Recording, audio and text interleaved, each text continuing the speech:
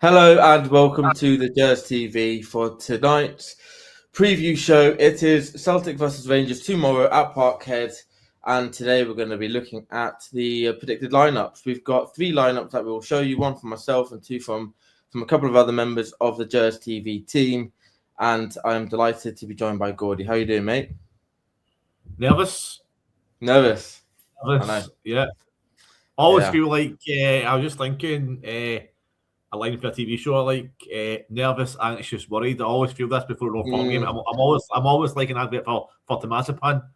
Yeah, and honestly, I'm the same. You know? But it's the anticipation that kills you. It's like when the game's actually on, I'm okay, but like the whole Yeah, night leading up to it, and the morning, the morning's horrible. So yeah. I always wake I'm up. happy that they're early kickoffs. Like if it was an Yeah, evening kickoff, I'll be screwed. I always wake up early as well. It's just. I know we're going to go in and chat about it. It's just that it doesn't. I was thinking about this today. It doesn't really matter how your team's playing or how Rangers are playing or how Celtic are playing. I always feel as if it's always a bit of a lottery on the day itself. Yeah, And that's Derby yeah, for you, isn't it? Those games, form goes out the window, in my opinion, in these games. It's all who turns up on the day, who can handle the atmosphere and the occasion, and who can really turn up. And, I hope it's going to be us tomorrow. I'm quite confident, to be honest, because they're an absolute shambles.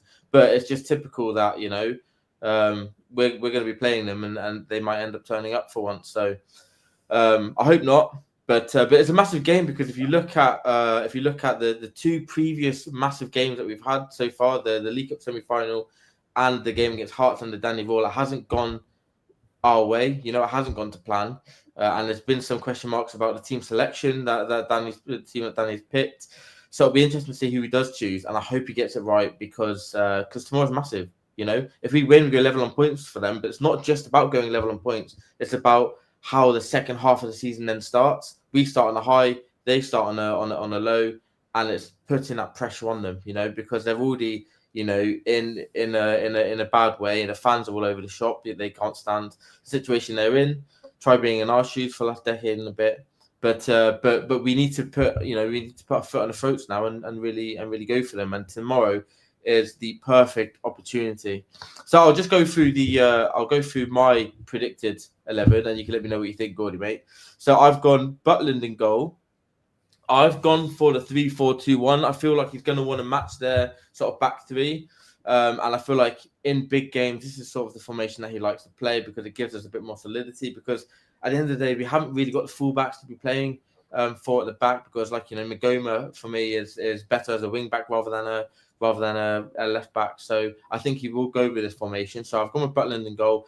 Back three of Fernandez, Suter, and Sterling. I brought Sterling back in. I think he's been rested specifically for this game. So I think he plays. And I was umming and ahhing about, do I put him at right wing back and put Tav at right centre back? But I think it'd be more beneficial for the team for Tav to play at the right wing back because if he's playing right centre back, you find well that Maeda's going to be on him the whole game, and we know what Tav likes to do. He likes to run out at the wrong moments and leave that gap in behind. And if Maeda gets that space to run into, it's going to be very dangerous for us. So I'd rather have someone more solid at the back in Sterling. So I put Tav at right wing back, Magoma at left wing back. I think he can be really, really important for us going forward. And then for me, this is where the game will be won. It's Raskin and Barron in midfield. That energy that they give, that tenacity, that ability to win the ball, I think is going to be extremely important. Specifically, Connor Barron. I mean, I think Danny Vaughn mentioned the other game. I think it was against Motherwell that he ran 15 kilometers. I mean, it's absolutely ridiculous. I think the average distance a player runs might be like 10 kilometers, something like that. But to then go and run 15 kilometers in a game is just outstanding. So, but we're going to need his energy, his ability to win the ball, and then hope that we can give the ball to the likes of the Gasamas, the Moors, to try and create something. Use Gasamas' pace and behind because we know that's where they struggle. That's where Motherwell took advantage of them. Those balls in behind, get the back to you facing their own goal. And then I've put Shemiti in there as well because it was a bit of a toss-up, but he got man of the match, I think, last game. And that was his best, for me, that was his best game that he's played for us. But I think it's just his ability to link play and to try and hold up the ball. I think he did it really well in the last game, and I think he therefore will start, and then we'll try and have Miovski to come on as a bit of an impact sub, because I'd rather have Miovski coming off the bench if we need him rather than Shimiti. So I think he might go for that. That's what I would go for anyway. Thoughts? I think he might just have nailed the lineup, to be perfectly honest with you, Jay, because, I mean, I can't really. I'm not that I want to argue with it, but it's hard to see past that lineup. I think Celtic are weakest at the back, and having two wing backs lets us go out on the wings and drag their defenders out wide, and then having players like Gassam and Moore with pace to run in between, hopefully feeding off some of his link-up play will be a good idea. So I really like the idea of having two people coming from a wee bit deeper to run at their defence, because I really believe that's where they struggle, and that's where they are struggling. It might just be a bit too bold for Danny Rule. I think two things to pick up on. Firstly, you've made a very good point about the big games under Rule. We have come up short so far. So I actually include the European games in that as well. Yeah. To be perfectly frank with you. It's difficult to see past Fernandes starting given the form he's in. I think Sterling adds that at the back. Tavernier, I mean, whether you agree or not if he should be the club captain, that's a different argument. But if you're dropping a club captain for no fun game, then what does that say about the club?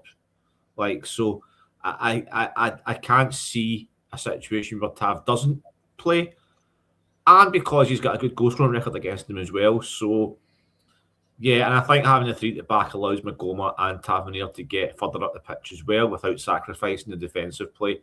So I think he might play. I think he might sacrifice Kassam for another midfielder and play Diomande, because he seems to like Diomande, even though I've not really seen anything of Diomande this season.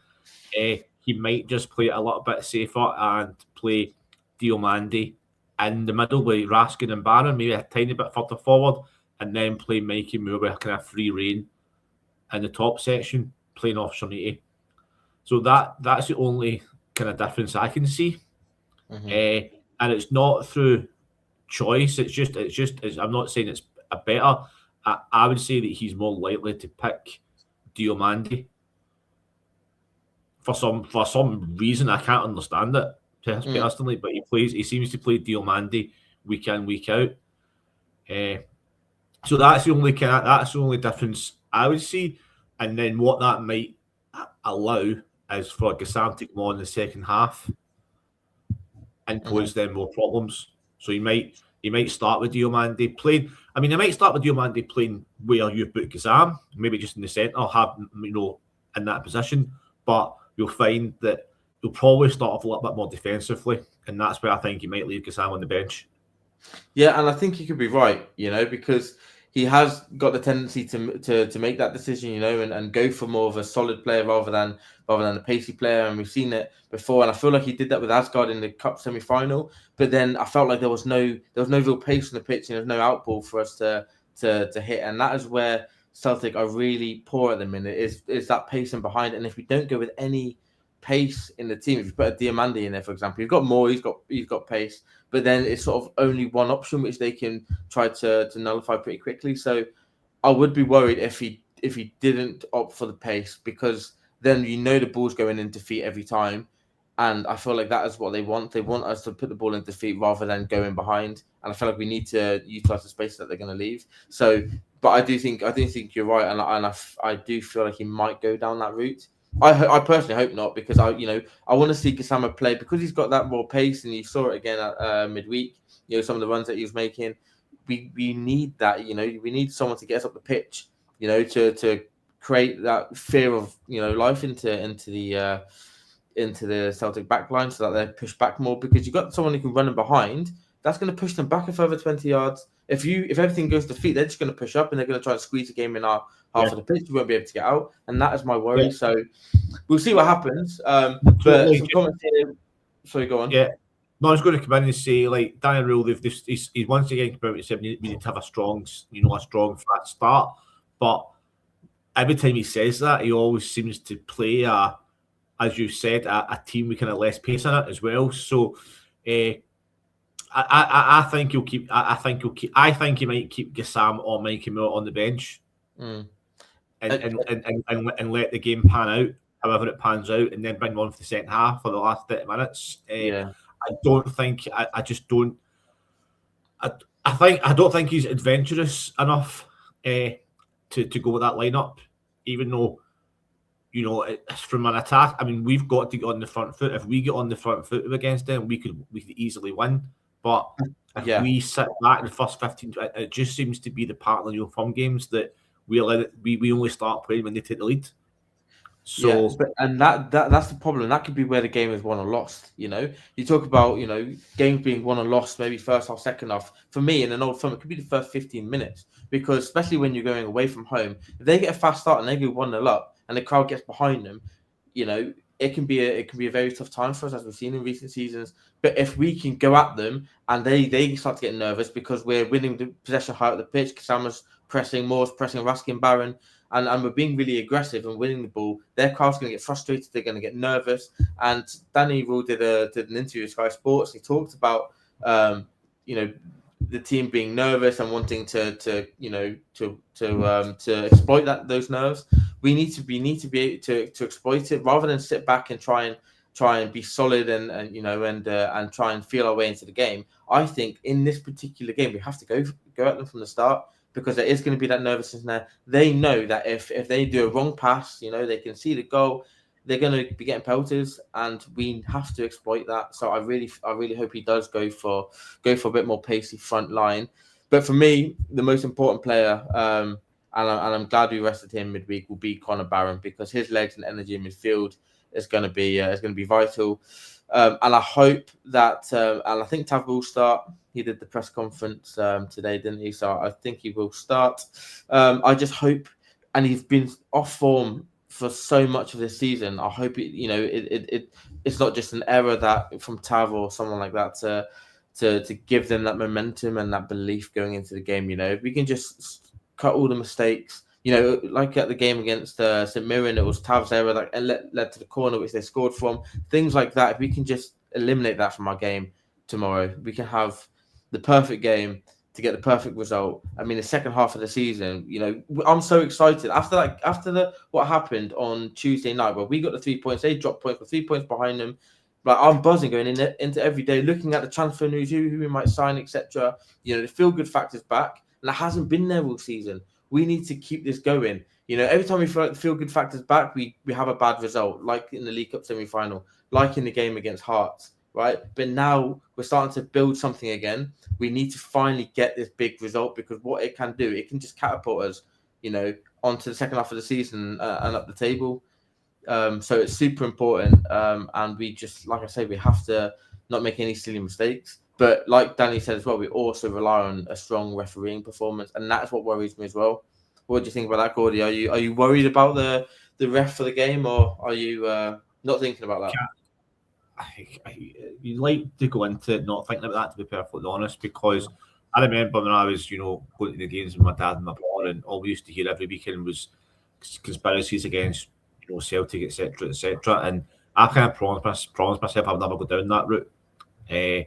Because I believe that if we lose the game, then it's on us. Unless it's something clear and obvious, do you know what I mean? I go back to that semi-final or the game where it should have been a penalty in the last couple of minutes extra time. If it's something clear and obvious like that's different. But for the most part, I see for once, I just want to concentrate on the football. Yeah, and that's what we want. We don't want to be. If we lose and we just didn't perform, then that's on us, right? But if we lose and there's just decision after decision that went against us, then it's just unacceptable, and that's really hard to take. I'm going to ask you a question, Jay, right? Because you touched upon what Daniel Rule was saying about the atmosphere. What do you reckon the atmosphere is going to be like tomorrow, just before kickoff? Because let's face it, it's not exactly a United front over at that side, really, is at the moment. So, but I think the atmosphere will be good for the first 5-10 minutes because it's an old firm that everyone's going to be buzzing. But I think it'll be on an edge. I think it will just be one thing that goes wrong, a misplaced pass, or if they don't start the game well in the first 5 minutes, we take the ascendancy. I think it will turn very, very quickly. And if they don't win, I think it will be mayhem outside Parkhead. I've predicted that. But that's exactly why I think he might start Diomande to flood the midfield and make it difficult for them to play through, so the crowd does get frustrated. Because normally, normally in a firm game, you probably got, if you're the home team, you probably get, you give your team the benefit of the doubt, you get behind them for at least the first half, and then at the second half, then you start to get a little bit frustrated. But I remember the Russell Martin game 0-0. We were still, obviously still back the team, but we were still backing Martin at that point, and we were still hopeful. But as the game, the second half went on, it could become more and more frustrating for us. But I think, on tomorrow at their stadium, as soon as 2 or 3 misplaced passes, and that could be, the atmosphere could turn very, very quickly. Yeah. So I think he might. So that's why I think he might go compact to frustrate them for a bit, get the crowd in their back, and then the second half come out and put the more kind of pacey players on to exploit them. Because the longer it goes, the more that they'll be willing to push forward, and that might create spaces at the back. And that's when our pacey players come on, and they're full of energy, full of life, and they can take advantage of that. If we start and we play kind of long balls up to Kasam, just chasing them and gets tired, and we don't really create anything, then who are we going to bring on after that? Who are we going to, Danilo, something like that? Do you know what I mean? It's so. I see, as a manager, you're kind of damned if you do and damned if you don't in these games. Because if we put out that lineup and get beat 3-0, it'll be it's too attacking. But then if we don't put that line up and we don't create anything, then it will be a case of we're too negative. So that's why they get the big bucks. And I think you could be right. It might not be a 3-4-2-1. It might be like a 5-3-2. You might have Diomande with Raskin and Barron as like a diamond, triangle, in midfield. And then you'll have Schmidt more up top, but having more of a free role. Schmidt coming and trying to link the play. If Schmidt comes short, more will go in long. Vice versa, Schmidt goes long, more will then operate in that space that he will then leave. So potentially we might see that and just frustrate them. Try to work for set pieces because we've got that monster of a man Fernandez at the back. And they're poor from set pieces anyway. So that's going to be a big threat from us. So if we can get set pieces, free kicks, corners, etc., in and around the box, I feel like that's going to be a big opportunity for us to score. And I think potentially we might look to do that. First half, try and be compact, generate set plays to try and score from those, and then second half open it up a bit and use the pace of Kisama against tired legs. But shall we go to some comments before we move on to the second predicted lineup? So Rapor here, Tavi thinks Tav's a weak link. I think there's a couple of others as well. Glenn Keane also thinks Tav is a sub and shouldn't start the game. And I think that's going to be the opinion of a lot of people. He's clearly not got the legs this season. But we shall see. I can't see him not starting tomorrow. But Ryan here thinks it's harsh on Asgard, but that's a good option. Yeah, and I think Asgard is one of those where it's like, before the last week, I would have said there's absolutely no way that he can start this game and potentially not even be on the bench. I was fed up with him. But then he's scored 2 in the last 2, and you're thinking, well, do we sub a player that is clearly on form with a couple of goals in as many games? Yeah, so if you might play Asgard then instead of Diomande and have Asgard, propping up the midfield, maybe a bit further forward, and then having Moore and Schmidt in front of him.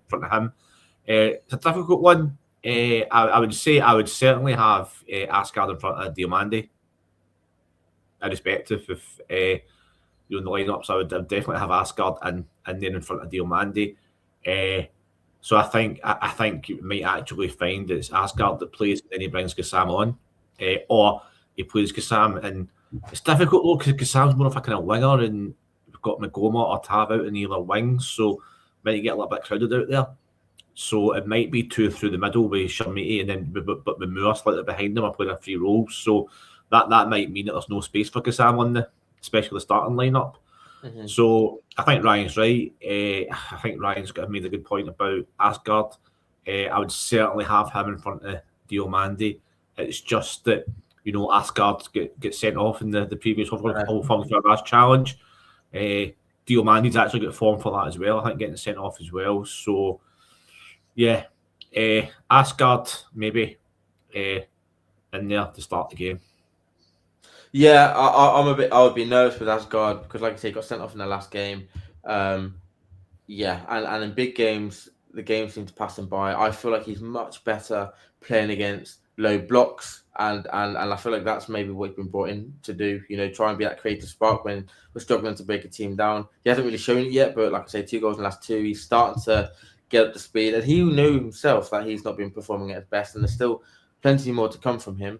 I just don't feel like this will be the right game for him. I'd much rather see him maybe in the home game against Aberdeen on I think Tuesday. But yeah, and comment from Brian, he said, "Just win, Rangers, just win, let's go." And that's exactly that. It's all about the win tomorrow. I don't care how we play as long as we get the 3 points. Should we move on to do? I think this is going to be this is Dylan's. Dylan from the show. This is his predicted 11. He's gone for Butland in goal, Magoma, Suter, Fernandez, and Tavernier. So he's gone for 4-3-3, Barron and Raskin, and he has gone for Asgard in midfield. Moore on the left, Shimiti up top, and Gassama on the right. Not too dissimilar. I know there's different formations, but in terms of personnel, I think the only difference in personnel would be he's not got Sterling in. But he's put Asgard in, so taking out a defender and putting in a midfielder. What are your thoughts on this one? I think that's very attacking. I think that would leave us, even for the formation there, you can see a big gap in either flank between defence and attack. If it was a home game, maybe, but I think that's. I don't think it's Moore's best position. And I think having Tav on the right hand side of a 4, it's never worked in a All Firm game. That's cost us so many goals. Having as a 5 maybe, but having Tav on the right hand side of a back 4 it just leads to a world of trouble every All Firm game. So I would like to think that he's analysed these games before, and I'd like to think he's had an open and honest conversation with Tav about it as well, or Tav's had that open and honest conversation with him about it. I mean, even on that, going back to Giovanni Van Bronckhorst's first All Firm game, it was the same at Parkhead. We lost 4-0, I believe, that night. 3-0, 4-0. And it's been since then. Under Clement as well, a couple of errors. I just think that it just makes me nervous. Having a back 3 with Tav on the right is better for me because he gets that support. Because Celtic look tight. Celtic try and isolate him. That they do, like, you may as well call it out and be truthful about it. So if they see Tav like that on his own the right hand side without a lot of cover from defence, they'll exploit that, and then that will leave. So then Suter or Fernandez will feel obliged to go out and support them, and that'll leave a gap in the middle. For their midfielders to come through, because or it'll push Barron and Raskin at midfield to cover back as well. And it'll just absolutely shatter them. They'll be knackered. I know Raskin doesn't do a lot of running, but so I think that's. I mean, we could end up that's the way that we could finish the game. To be perfectly honest, or similar to that if we're chasing the game. I just cannot see that as a starting lineup. No, there's one thing that definitely won't happen is Fernandez being as the right side centre back and Suter on the left side. That would definitely be swapped over. But like you say, Tavernier cannot, for me, especially in this game against Maeda and Tierney overlapping as well, we cannot have Tavernier isolated on that right hand side. That would just be a recipe for disaster. So and like I said before, I think Sterling has been rested specifically for this game because a player of his ability to win the ball, his aggressiveness, I feel like is exactly what we need in this game. So Sterling for me would definitely come in. And if we were to play this formation and play with 4 at the back, it would be Sterling for me over Tav. And I know there's a question mark over Max Aarons as well. He's a doubt for the game, so I can't see him starting either. So I think if we did go with a 4, it would be Sterling at the back. But yeah, interesting lineup. Shall we go to some more comments? Betty McKenzie here says, What's the odds they get a penalty or we get a goal offside? What do you think, Gordy? Do you think they'll get a penalty? I know one for a fact they won't get a penalty against him. What's it been, like 83, 84 games since they've last conceded a penalty at Parkhead, was it? Or was that a sending off? I can't remember what the... I think it's 83 or 84 games for a red card. And it's 25 years since we got a penalty at Parkhead, which... I mean, see when you think that we play, 2 games a season, that's 50 games, and 2 games a season, that's 50 games, and that's a lot, and I think they had 12 penalties at Ibrox and so on and so forth, but, there's been a couple recently that were kind of obvious ones. The one that sticks out for me is Alistair Johnston, the kind of ball, that was a penalty and a second yellow card, so that would have been double whammy there. The referees are just put under so much pressure, and I think that sometimes they must look for reasons not to award things to avoid controversy. Like, it's terrible, but and this is why VAR was brought in. And what I've always maintained, it's not the system that's the problem. It's the people that are operating the system.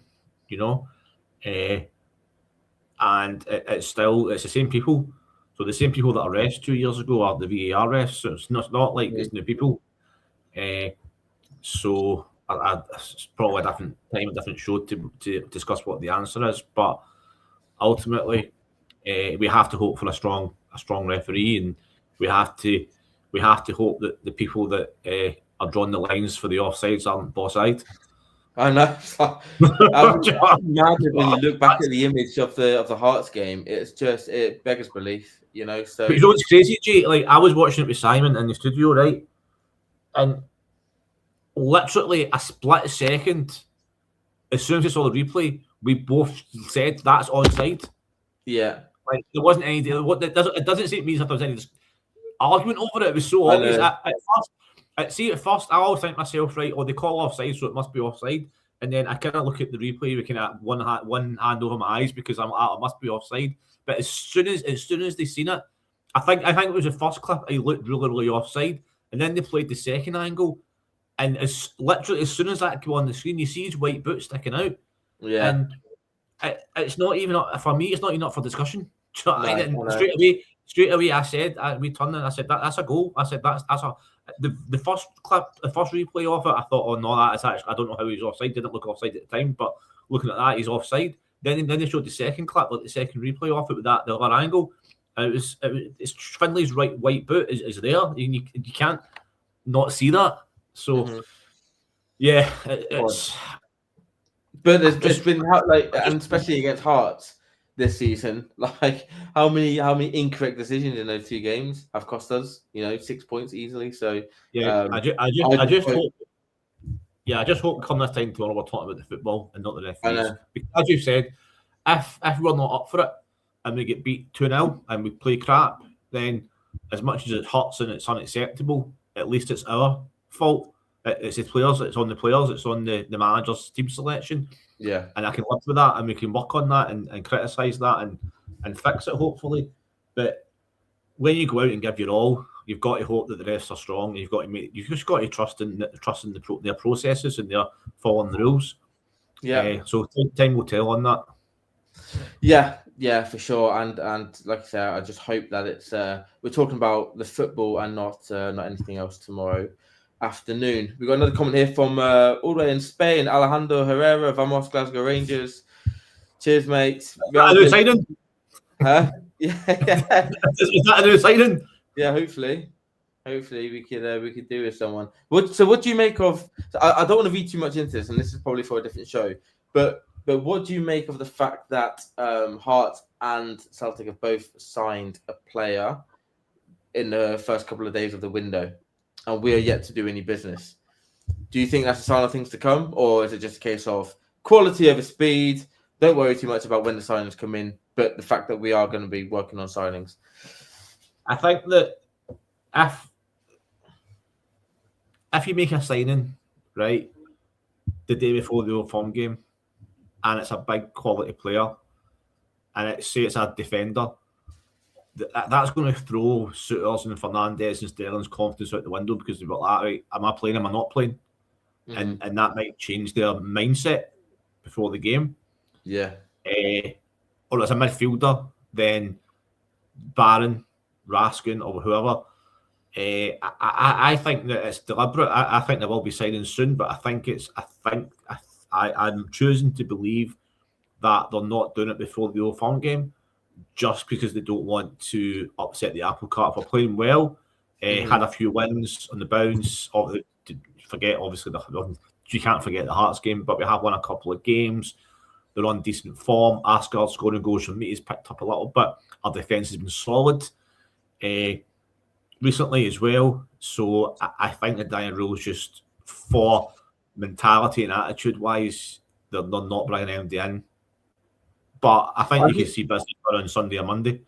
Yeah, I think that's a very good point, because if we did bring in, I don't know, another striker, for example, Shemiti's got the man of the match in the last game. You've got Miovski there. They might be thinking, we're trying and working hard and training hard all week. And this is the one game that they're trying to show what they can do. And it's the one game they'll look forward to and try and get a goal because you know how much it means to the fans. If they then get subbed for this new guy that's come in, that will just, their motivation levels would drop so low, and then you're trying to get them up to then come on if you need them to kind of impact player. I think you might be right. They might be looking at, well, all of you guys have got us to this stage where we're at currently. You deserve to play this game, and then we'll look at bringing in some signings after that. And I think, And just a quick aside, mate. I don't actually think we'll bring in a lot of players this window. Everyone seems like we're going to buy 5 or 6 players. I honestly don't. I don't think we can. I think technically we could afford it if Kavanagh etc. finds money, but I just think we've got so many players that on the books that I think you would have to get rid of some players. We have to get. It's a terrible expression to use because they're human beings, but we'd have to sell some players, get rid of some players, and then we'll bring in players. I really don't see. I really don't see us bringing in 5 or 6 players like a lot of people seem to think. Because we're top heavy. I mean, we've got so many midfielders as well. And we've got so many strikers that just aren't, really cutting it right now either. But at least Shemiti's played well overall in the last few games, and Miovski, although he hasn't been fit, he's scored a few. He's a top goal scorer still. So and plus, I mean, do you bring in a new player and what are you going to get? I mean, we could only sign him yesterday, really. New Year's Day, He's going to have one training session with the team, and then it's going to an Old Firm game. Absolutely not. I mean, if they've signed a new player, if he starts tomorrow, I personally think that's an absolutely ridiculous decision. Like I really do, because that's desperation. I just think it's a sign of desperation, mate. If we were to buy a player, throw him at the Old Firm game, then for me that's just a sign of desperation, and it doesn't do well for the players' mentality and their mindset. So I think it's the right decision, we can reconvene tomorrow and after the game and discuss it again. Yeah, no, but I like you taking it, mate. It's positive, and to be fair, I agree with it as well. There's a comment here from Alfie Pop saying, week by week we have been improving slowly but surely. But some of the players actually have been improving, though, and 2 of them that we've mentioned already on the show. We've got Shemiti and Asgard, 2 that a couple of weeks ago, I'm like, get rid of them in January ASAP. But they could be here for the long haul, because if they are improving their performances and they do get to the levels required, again, they are young boys at the end of the day. They've still got a lot of growing to do. If the club can see that they are improving, does that now affect our January plans? Because potentially a month ago, they're like, Shemiti needs to go out on loan, Asgard needs to go out on loan, and we need to fill these positions. But now we're sort of, if they are starting to show quality in performances, maybe we're going to stick with them. Because in my opinion, we do need to have 4 or 5 players, I think, this window. We need to have another left back. We need another centre half. For me, we need another midfielder if Joe Rothwell leaves, and I want to see another winger come in, because we can't keep relying on Gassama to provide that quality and that pace, etc. I want to see it from both sides. So I would want to see a right wing. If Gassama plays on the left, I want to see someone on the right hand side. and then another striker. I think one of the strikers has to leave. They haven't been prolific amongst the three of them. If Danilo leaves, we need to bring in another striker. If they do decide to send Schmidt out on loan, again, we need to bring in another striker. So if we do get a centre back, a left back, right wing, and striker, we get those 5 players. I think massively odds on potentially, if it depends on how tomorrow goes, we could be favourites to win the league in the second half of the season. But again, it all comes down to quality of player, not how quickly we bring them in. So I want to make sure that if we do bring players in, they are of the right quality. But like you say, we might not get that amount because we do need to get rid of some players first, and that also has to be a priority for the people at the club this window, because you've got the likes of Dowell, you've got the likes of Matondo that have no future at this club.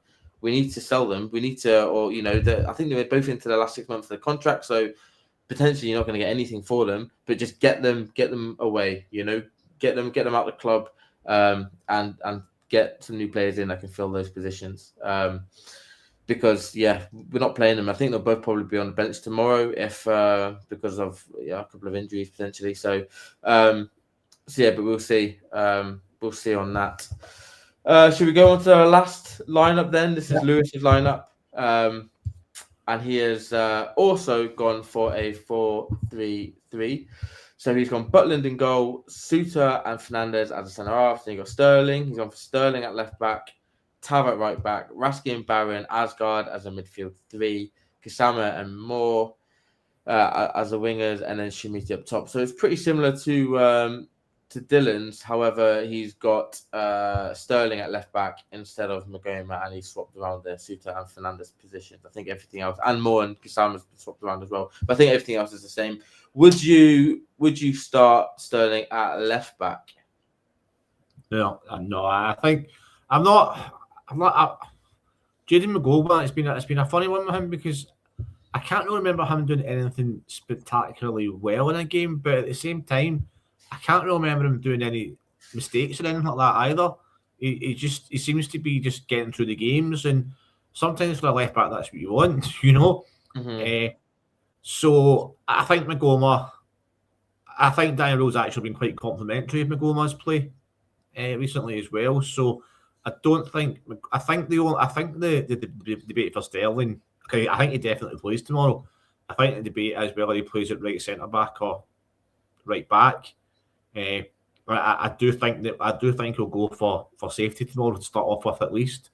But again, there's every reason to believe that could be a second half. It depends how the game pans out, but that is very similar to Dylan's predicted lineup, and I think that we could end up in that kind of shape towards the end of the game if things aren't going away, or he brings on some subs. I can't picture that being the starting lineup. I've been totally brutally honest, but maybe the same players but a different formation. I would have Magoma at the left, Sterling in the middle with Fernandez and Suter and Tavri on the right, and then Barron, Raskin and Asgard in midfield, and then Gassam, Moore and Shemiti up top. So I kind of four. Well, you'd have to actually drop Gassam or Moore for that to bring in another defender, and then I just can't see that. I think both the lads' lineups are a bit too attacking for the first half anyway, but could end up, Russell Martin 6 up top or something, But no, I as much as I would love to see this is up and at him and go for it, 4-3-3, let's go. So there could be some value in throwing a surprise, but I just think that's a little bit adventurous, a little bit bold. Yeah, I think with Sterling, I think I can see Sterling going to left back if it won the up in its last 15 minutes to be more solid at the back potentially. But I think I couldn't see him starting there. It'd be a bit rogue considering Magoma has a lot of experience at that position for this current Rangers team and has built those connections so far this season. So I think it would be Magoma that starts there. But it's an interesting take. I think, like yourself, I feel like it might be a bit too attacking for Danny going into this game. His first game at Parkhead.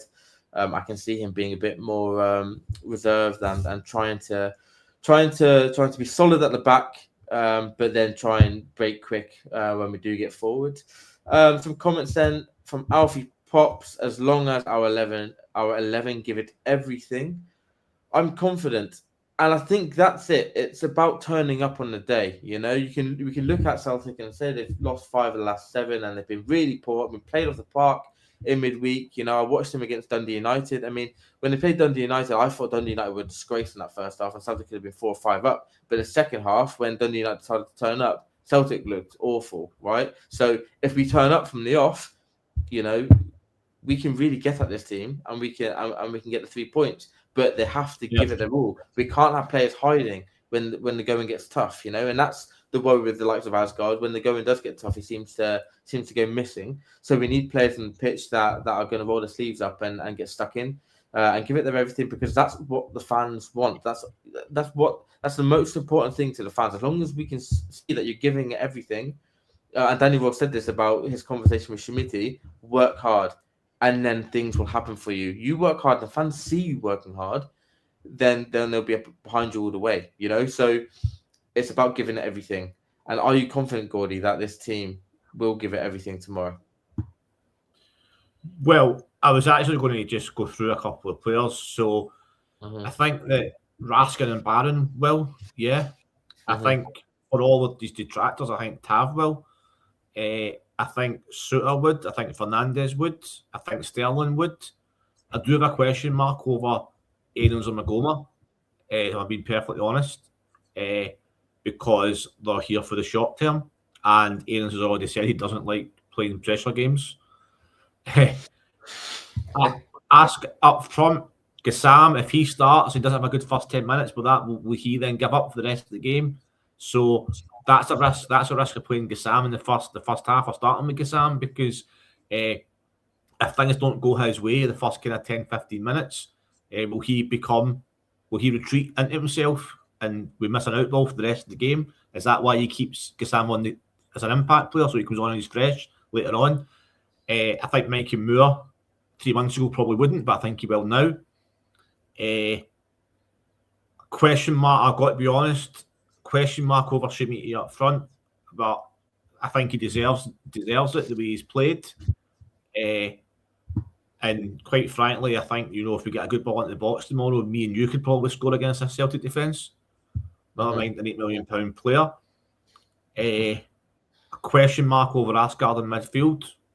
So that's why you might start with Diomande. If I'm being honest. But yeah, I mean, then there's a question mark over Butland, because he's been, I think overall he's had a good season. It's just in the big games, it just seems to be against Celtic. And I know this is like not the conspiracy kind of talk or anything like that, because I'm far from it. I don't believe that at all, by the way, just for the record. But there's this kind of like expectation something might go wrong. Yeah. And I think with Butland and Tavernier, there's that capability. Do you know what I mean? Like there's that. There's a mistake in there, potentially. Now, they might have a great game, and I hope they do. It's just that so yeah. But I think overall, yeah, I mean, it's kind of a cliche. You asked me 3 months ago, I had a question marks over the whole team, if I'm perfectly honest. But Danny Rule has moulded them into a kind of more solid and together unit. So, and you add into the mix the problems on the other side of the city. I think I hate to think what would happen to confidence we don't get a win, because I actually think this is our best chance in years to get a win. I mean, I seen the highlights against Motherwell, and I watched the kind of last 20 minutes of Dundee United game, and they were hopeless, and they reminded me just about the way we played under Russell Martin, and there was no cohesion and no togetherness, and I think that's what we've now got. And I just hope it continues tomorrow, because it's just that mentality-wise, we do seem to, in these games, these big games, over the last couple of seasons, we have kind of went out of our shell a little bit. And it's only when we've went a goal down or 2 goals down and started to play again. I go back to the Hearts game, mate, and a couple of Sundays ago, we started really well. I thought we did start really well. No one seems to remember that, but I don't know why I do, but I do. I thought we played quite well to start off with. Then we get this allowed goal, and then we come up against adversity in a game, and we strength for 15, 20 minutes after it. Yeah. And then we don't seem to recover until it's too late. And then we give it our all, don't get me wrong. Like, we have a goal, we give it our all. But it's almost as if some of these players in these big games expect us to go a goal down. And then that's what happens. Mm-hmm. And sometimes I feel like we need half time as well before we can get our act together. If you look at the League Cup semi-final against Celtic, we were 1-0 down, we got players sent off, and we were not in it in that first half. But second half we came out and we turned on. We turned it on, and we could have easily won that game in the second half with 10 men. But it's like, why didn't we play like that from the start? We were making too many silly mistakes at the back, which again is a worry for me. For me tomorrow, just like I say, just making sure that we're solid at the back, as Aldo RFC says here, as long as our defense doesn't have any brain farts. I feel like we just need to be solid at the back, and that will just bring confidence in the rest of the team. I think there was a couple of iffy moments in the League Cup semi with who was it, with Giga, where he let the ball bounce under his foot and he was a bit all over the shop, and I feel like that sort of nervousness will just will infect the rest of the team. So I feel like just no mistakes, and just get yourself into the game and just go for them, because we've seen time and time again this Celtic team, as soon as they go a goal down, they get nervous. They start to crumble. You look at the League Cup final against Simir, and you look at the game against Dundee United. As soon as they conceded one, they conceded another, and it just didn't look like they were going to get back into it. We need to put them under that sort of pressure. We cannot let this moment pass us by, because this is the best opportunity we've had in a number of years now to go and really challenge and win this title, because they are absolutely awful. But if we start giving them a bit of momentum and giving them that little booster, they might make some good signings this window, and then we don't, and then it's another missed opportunity. This is the opportunity. This is the time that if we go and get 3 points, especially in their back garden, it can change the whole landscape of this season. And I genuinely don't think that that Nancy will recover if he loses. Civil war. It'll be. I would not want to be this in the Glasgow Saturday come 4:00 in the afternoon when Celtic lose. Alex Kerr would list this. So why are we worried about Celtic? It's not. I don't know actually how to explain this, Alex. Right? Because it's not. It's not Celtic. I'm more worried about how we.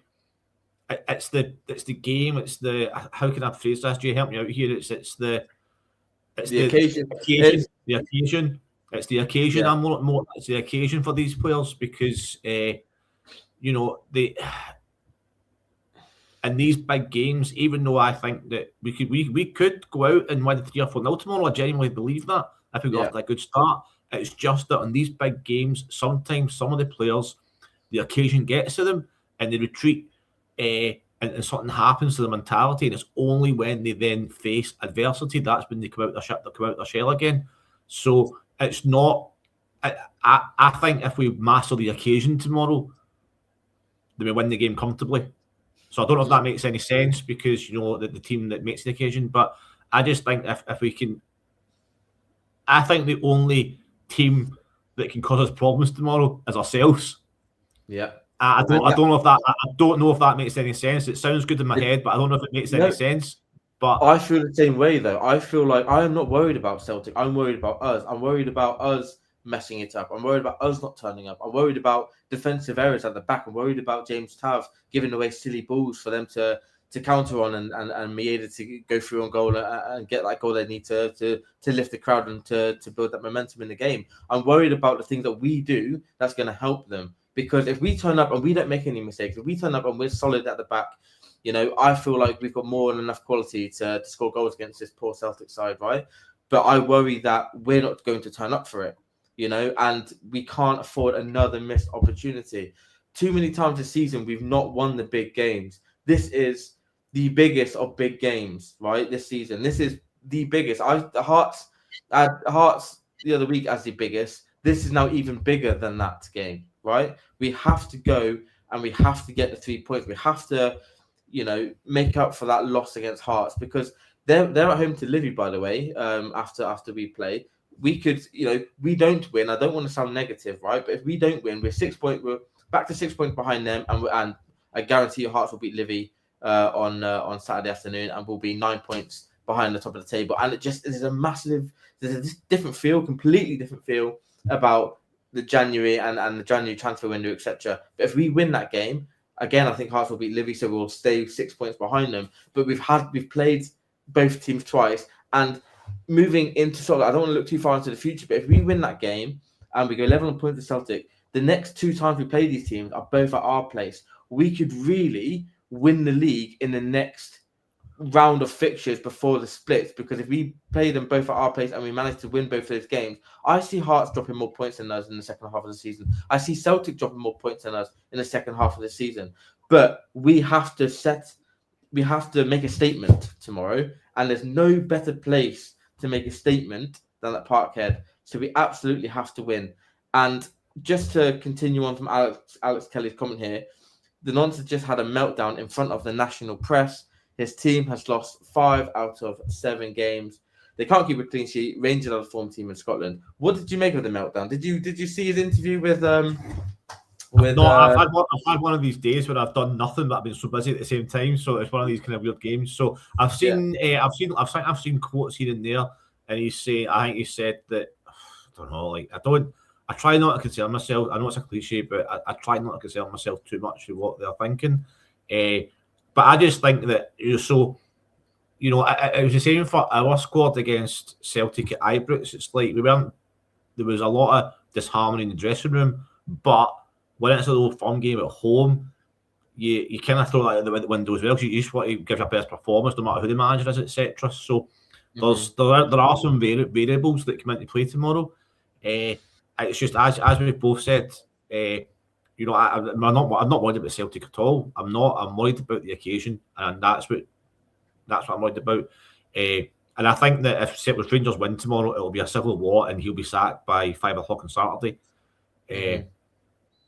Because I cannot imagine a world in which their manager survives 6 out of 8 losses and getting pumped by Rangers in their own backyard. I can't see any manager surviving that, if I'm being honest, which just puts him into meltdown again, for another few weeks. But I said in the show 6 weeks ago, 5 or 6 weeks, end of November, I said if we better run together between start of December, the killer game actually, before the killer game, and then New Year, playing Celtic and Aberdeen. And if we end up, maybe 3-6 points behind Hearts by that point, I've said that we are favourites for the league, and I stick by that. So it's up to these players. You've seen again the spine of the squad. Defender, goalkeeper, the captain is still the same for Clement.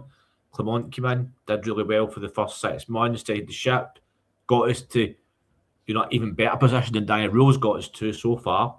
Then we slipped away second half of the season. Then we all know what happened to Clement. I just hope history's not repeating itself with this. I'm sure it's not. I think Daniel Rose is a different kettle of fish. He seems to have that respect. He's a different kind of personality to Clement. And I just hope it's not history repeating itself with that. But it's different chasing. We're now in a position where we've got ourselves not quite neck and neck, but we've got ourselves into a title fight. That's a different pressure. So, that's my only fear about tomorrow. It's a different.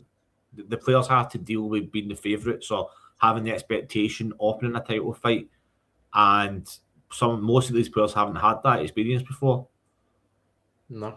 Shamiti, Moore, Asgard, Gassam, Barron,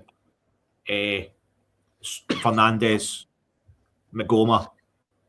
So there's a different, when you're the favourites for a game, it's different from the underdogs. You can kind of just not to get a free pass, but it's like when you're playing Roma at home, you expect to get beat, so you got to give it a good shot and see what happens. And if it doesn't really matter if you get beat, because that's the expectation. But this is a different. All the Rangers fans are really expecting us to go there and turn them over. and that's a different expectation. Yeah, and yeah, that is the worry. It's can they handle the pressure? They shouldn't be at the club if they can't. But I think it goes back to the recruitment in the summer. We recruited a lot of young players with potential, but not enough leaders, not a spine of the team that can pull these young lads through. And I feel like that's got to be our focus in January. Can we bring some leaders in? I thought Joe Rother would have been one of those. Nowhere to be seen now. Hasn't lived up to Same. it. It's really, really, yeah, really surprising that he's not, and that's why I think he'll start with Tavernier, Suter, and Sterling, because that's three you would like to think leaders at the back that will hopefully inspire performances, and that's why I think they're probably a shoe in to start. That's why Raskin will start. That's why Barron will start, because of his form recently. So I think that in those players we've got a solid. We have got leaders in that. The kind of spine of the squad. That's 5 or 6 players I've mentioned there. That's over half the team. And if these players turn up and have the games that they're capable of having, then that does leave room for people like Asgard or another to go forward.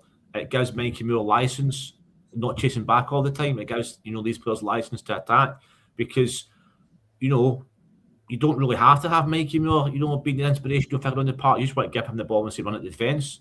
He doesn't want the pressure of having to rally the troops at the back, kind of thing. So that's why I think he'll start with the kind of those three big personalities at the back. Sterling doesn't. I don't think Sterling actually talks big on the park, but his actions on the park speak for him. And I think Suter will be a big talker, and I think this is a big test for Tav as well. I hope he comes through it. And then Raskin and Barron should command the midfield, given the way they've been playing. And Raskin, his form's not been great, but he plays well against Celtic. So I am confident. If it's 11, if it was at Hampden and it was like a League Cup third round game or something, I'd say we win 3-0. It's just, for me, it's just the occasion. But that's your fun in it, and that's football, and that's what makes it so exciting but nerve-wracking at the same time. I know, mate. I know. It's I'm nervous. I'm probably going to watch some of the old games that we've absolutely battered them, and to try and get me in the mood for tomorrow, because I feel a bit sick at the minute, which is the normal for me the night before an Old Firm, especially in the morning. But we'll go through some more comments before we wrap up, because we're coming close to the hour mark now. Comment from AJ: I reckon Gassama and Moore will shine tomorrow. I hope so, mate. I really, really do. Let's get some more comments. Chris Botts here saying, since it's a home game for them, they will come at us first 15 minutes, all guns blazing. I feel we need an early goal to shake them up, or just hold out until we can start an offensive play. Yeah, an early goal would be nice. Like Raskin got one the last time. Was it the last time at Parkhead? Was the 3-2 win, wasn't it? Egerman. I think Raskin got a goal in the first 5 minutes? Third, fourth minute? Was that the last time we were there? Yeah. I think so. Yeah. Another one of those. Ferguson and yeah, I mean, I think an early goal for Rangers. An early goal for Rangers tomorrow would just be mayhem. Like the stadium, it would be. You'd hear chants about Nancy, and all that'd be bright. It'd be amazing. Yeah, and that's it. But honestly, just go 2 or 3 goals up and have their fans chanting Nancy, get the fuck would be the icing on the cake, I think, tomorrow. But yeah, so predictions, Gordy. What do you think? You confident? Yeah. Confident?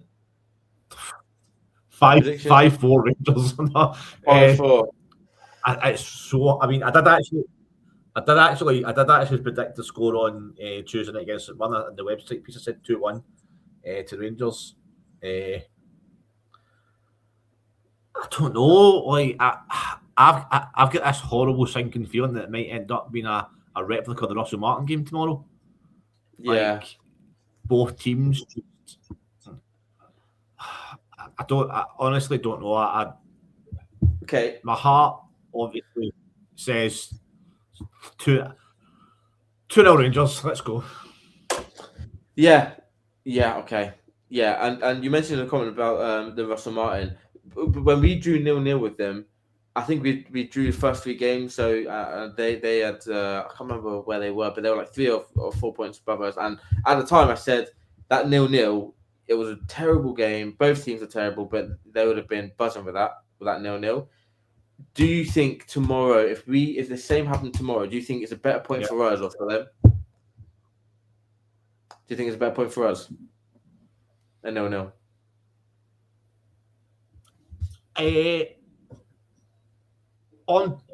So I don't know, mate. Like, I mean, it probably keeps Nancy in a job till the summer because they won't replace him after the transfer window in January. That is crazy. So you get long term. I think it would be a better point for them. Certainly be a better point for Wilfred Nancy. I think Wilfred Nancy would snap your hand off for a point tomorrow. If you said to him, you'll get a point tomorrow, he'll be buzzing with that, I think. I think going back to Alex Kelly's point a minute ago, we're the form team in Scotland, irrespective of the Hearts game. I think, since Daniel Rose come in, we're by far and away the best team, the most wins. So I think it'll be a better point for Celtic tomorrow. Short term, but I think long term it could benefit by having an absolutely abysmal manager kept in a job. Yeah, which is interesting. But I don't care what they do. I don't care who the manager is. I don't care what chance they make. All I care about is Rangers turning up and playing with passion, hearts in their sleeves, and going all out for the win. And if we come up short, we come up short. But if those players that start the game and end the game can come off tomorrow, look themselves tomorrow and say, "I gave it everything today," then irrespective of irrespective of the scoreline, then I'll accept it. If we don't turn up tomorrow and let them off the hook, then it'll be unacceptable. And that's what I'll close on, I think. Yeah. Couple more comments. Glenn Keane thinks it's going to be 3-1 Rangers. We Are the People thinks it's going to be 3-1 Rangers as well. We got Rapport who thinks it's going to be 3-1 Rangers. You're assuming that these guys are saying 3-1 to Rangers. They're just saying 3-1. Well, I'm assuming, yeah. Well, hopefully. I'm sure you're all up, don't worry. Yeah, no, I'm sure it'll be 2-1 Rangers. But I'm going for 2-1. I'm not that confident. For me, it's going to be 2-1.